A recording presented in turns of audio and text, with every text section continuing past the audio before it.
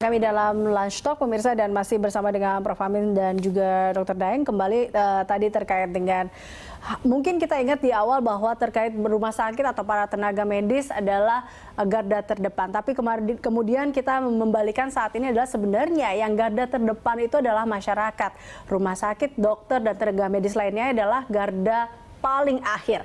Nah ini mindset ini yang harus ditekankan kepada masyarakat. Bagaimana sebenarnya dari Anda, Dr. Daeng? Ya, memang untuk pelayanan medis, isolasi, kemudian treatment, tracing, betul itu garda terdepannya memang petugas kesehatan.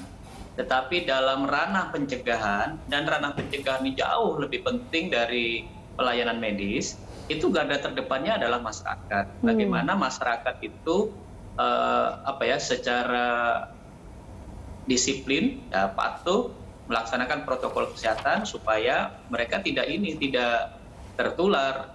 Cara-cara untuk memutus rantai penularan, yang pertama memang saya apresiasi nih sekarang pemerintah, tapi ini sebenarnya mulai dulu dilakukan. Menyediakan tempat-tempat yang tadi Prof. Amin tadi sampaikan, untuk OTG yang kasusnya itu 50% lebih OTG. Semakin banyak diperiksa, semakin banyak terdeteksi, maka 50% lebih itu OTG akan terjaring. Gitu. Nah, OTG ini memang strategis untuk kita isolasi secara berkelompok di sebuah tempat begitu, memanfaatkan gedung kosong supaya lebih termonitor dan lebih diawasi. Karena OTG, mohon maaf ini, yang selama ini didorong untuk isolasi di rumah, itu kita tidak tahu kepatuhan dan ketaatan mereka itu apakah mau dia tinggal di rumah. Karena masih banyak saudara-saudara kita yang mungkin kurang paham atau tidak terlalu percaya bahwa ini COVID betul-betul ada. Sehingga karena merasa sehat, tidak ada gejala, itu kemudian masih jalan-jalan, masih melakukan kegiatan-kegiatan keluar yang sebenarnya itu sangat berpotensi menimbulkan penularan. Dan apalagi dari laporan OTG ini banyak ditemukan menularkan di dalam keluarga, pada keluarga-keluarga tertentu yang dihuni oleh mungkin banyak anggota keluarga di situ. Sehingga strategi untuk memutus rantai penularan di masyarakat dengan menyediakan isolasi mandiri yang berkelompok, yang terawasi dan termonitor, itu mungkin langkah maju yang dilakukan oleh pemerintah. Setahu saya di Wisma Atlet sudah disediakan, di DKI sudah, di Bekasi sudah. Mudah-mudahan di semua daerah strategi ini cepat dicontoh. Kemudian yang kedua, kedisiplinan masyarakat ini memang perlu kita jaga betul, kita awasi.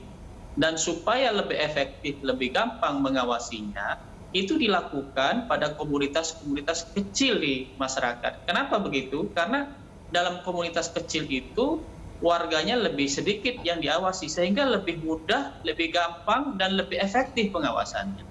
Sebagai contoh yang sudah lama ini dilakukan di Jawa Timur, ada istilah kampung tangguh misalnya.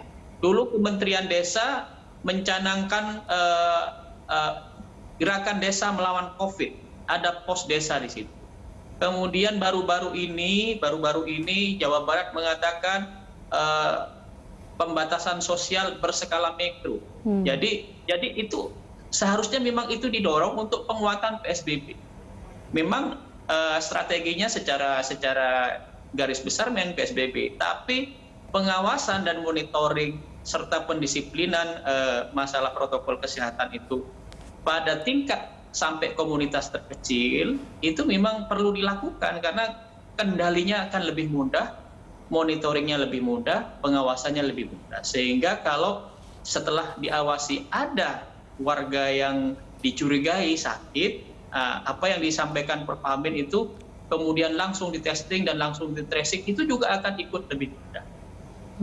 Oke. Nah, kalau Prof. Amin sendiri melihat adakah mungkin cara komunikasi yang lebih efektif tentunya untuk melibatkan peran masyarakat ini dalam melawan COVID-19? Karena kita lihat saat ini walaupun juga sudah digencar-gencarkan tetap 3M itu, yaitu menjaga jarak, mencuci tangan, dan menggunakan masker.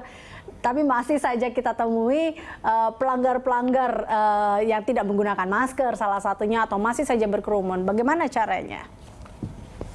Ya Mbak, yang paling penting adalah kita meyakinkan masyarakat terutama bahwa masalah ini memang ada. Ya, karena beberapa minggu lalu ada satu survei yang menunjukkan di satu daerah yang percaya bahwa masalah ini benar-benar ada itu cuma 15%. Jadi kita bisa bayangkan kalau kita meminta mereka untuk menggunakan masker misalnya, tapi mereka tidak percaya bahwa masalah ini ada, tentu akan sulit. Yang kedua adalah kita semuanya memahami bahwa pencegahan itu jauh lebih baik daripada pengobatan.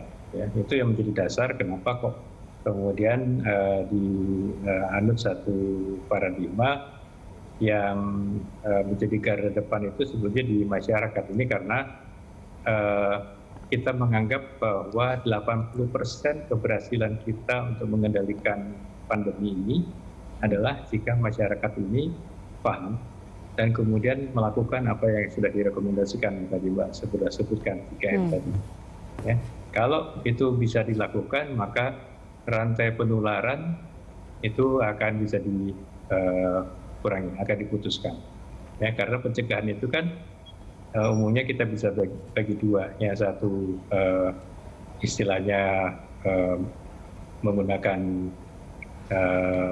farmasi ya, pharmaceutical menggunakan obat-obat, yang satu non pharmaceutical. Yang non pharmaceutical itu yang tadi pemahaman, kemudian melakukan tindakan pencegahan. Tadi Dokter Daeng sudah menyebutkan di rumah kita mencegah terjadinya klaster keluarga, di kantor kita mencegah terjadinya klaster kantor dan sebagainya ya. Nah itu adalah tindakan pencegahan non pharmaceutical. Yang pharmaceutical itu bisa dengan misalnya dengan suplemen, dengan jamu dan sebagainya, sampai ke yang advance adalah vaksin. Nah vaksin sekarang ini kita belum tersedia. Nah yang kita bisa lakukan adalah upaya pencegahan yang berbasis kepada masyarakat, dan itu tentu harus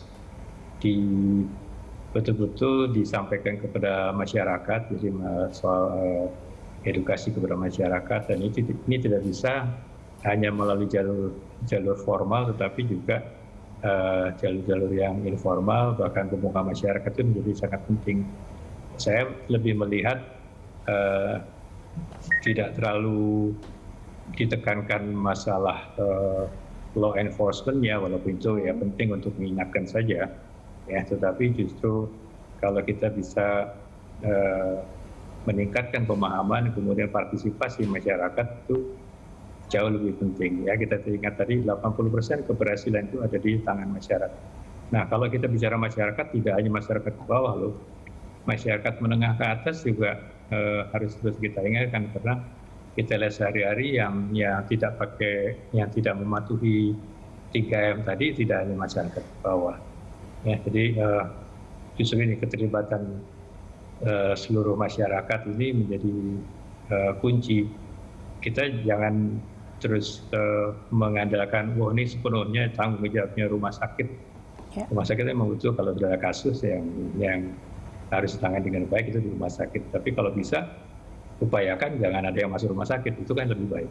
Betul, kalau bisa nggak masuk rumah sakit, kenapa harus masuk, seperti itu ya sebenarnya ya Prof ya, lebih baik menjaga. Nah tapi balik lagi tadi, Dr. Daeng tadi menanggapi apa yang dikatakan Prof Amin, cukup terkejut ya ketika ternyata 15%, hanya 15% yang percaya terkait dengan COVID. Apa sih kalau memang percaya ini membuat orang percaya memang agak sulit, tapi menurut Anda, apa yang membuat masyarakat kita masih belum yakin atau tidak percaya dengan COVID-19 ini? Ya, ini mungkin evaluasi kita bersama-sama ya, terutama petugas kesehatan, terutama pemerintah, cara berkomunikasi ke masyarakat. Mungkin masyarakat kita tidak banyak tahu apa yang kita bicarakan di televisi ini, istilah-istilahnya, bahasanya, harus pakai mungkin bahasa-bahasa lokal mereka.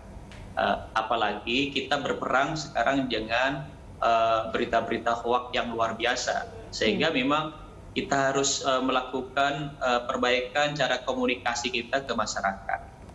Yang paling penting tadi saya garis bawahi betul apa yang dinyatakan Prof. Amin. Memang kalau sudah garda terdepan dalam pencegahan ini masyarakat, kita harus mampu sebenarnya saya ya dengan kawan-kawan dengan Prof. Amin sebagai petugas kesehatan, kemudian juga pemerintah harus bisa menggerakkan semua elemen masyarakat. Bukan hanya mengikut sertakan, tapi menggerakkan. Karena tangan-tangan kita, petugas kesehatan, pemerintah itu tidak mungkin menjangkau sampai ke ujung-ujung lapisan komunitas masyarakat kita terkecil. Ada kelompok-kelompok masyarakat yang anggotanya banyak sekali, besar sekali, dan itu menjangkau sampai ke ujung-ujung komunitas terkecil.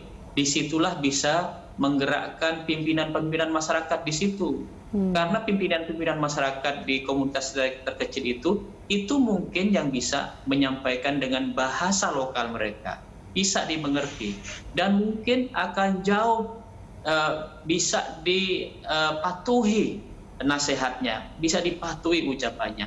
Bisa jadi ya mungkin kita yang di pusat ini atau para pejabat, para pimpinan, para petugas kesehatan itu bahasanya nggak nyampe kepada mereka, tapi bisa jadi misalnya ya pimpinan kampung atau pimpinan pengajian, pimpinan tahlilan setempat itu justru lebih ditaati dan lebih dipahami, sehingga ini yang perlu kita gerakkan. Ikutkanlah semua elemen masyarakat, kita gerakkan, pahamkan masyarakat, dan kalau sudah paham, dia sadar, kita mudah untuk mengarahkan masyarakat untuk disiplin melakukan protokol kesehatan.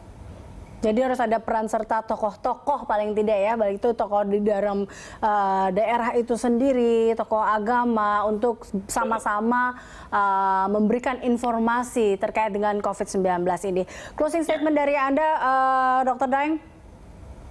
Ya, sekali lagi pencegahan itu lebih utama dari kita sakit dan harus dilayani. Pencegahan yang utama itu adalah kita disiplin melakukan protokol kesehatan. Sebelum obat dan vaksin ditemukan, hanya disiplin melaksanakan protokol kesehatan itulah vaksin bagi kita supaya kita tidak tertular dari coronavirus ini.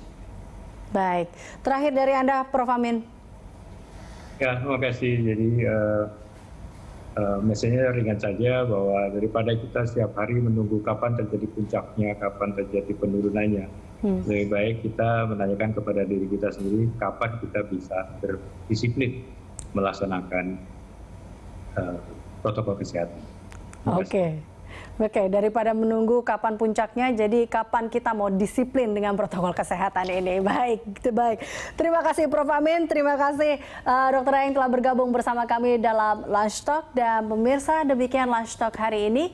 Tetap terapkan protokol kesehatan untuk mencegah penyebaran virus corona. Gunakan masker Anda, menjaga jarak, dan mencuci tangan. Atas nama seluruh kerabat kerja yang bertugas, saya Eliza Hasan mengucapkan terima kasih atas kebersamaan Anda. Sampai jumpa.